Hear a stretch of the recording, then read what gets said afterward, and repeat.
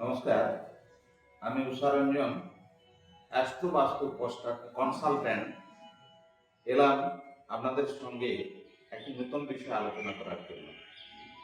অতীতে মানুষ ভাবত যে হাতের রেখা পরিপূর্ণরূপে ফুটে ওঠার জন্য একটা বয়সের প্রয়োজন হয়, তারপর তারা জ্যোতিষের কাছে আসবে।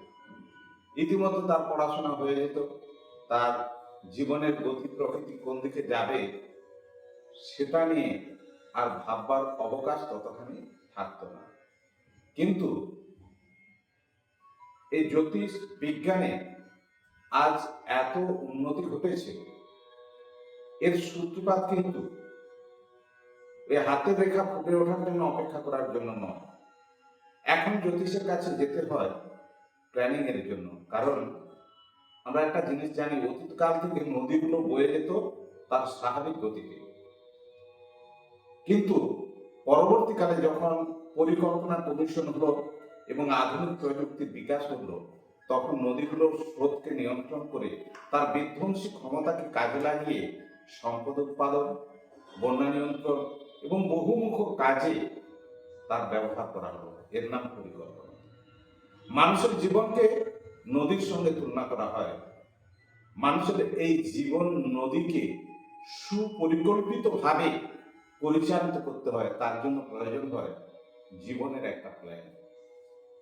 আপনারা জানেন, রামচন্দ্রের জন্মের বহু বছর আগে রামায়ণ রচিত হয়েছিল।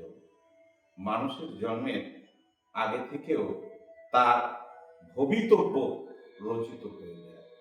এই জন্য আধুনিক জ্যোতিষ গবেষণা বলছে যে যখন সন্তান গ্রহণ করবেন তার পূর্ব থেকে প্ল্যান নিতে হয়, আগামী প্রজন্মের জন্য প্ল্যান।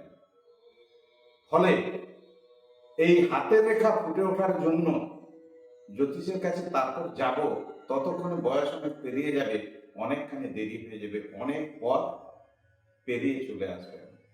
ফলে সুপরিকল্পিতভাবে জীবনকে নিয়ে যাওয়ার জন্য আমাদের সর্বপ্রথম প্রয়োজন একটা প্ল্যান বা পরিকল্পনা। আমরা স্তরে স্তরে এই বিষয় নিয়ে আলোচনা করব।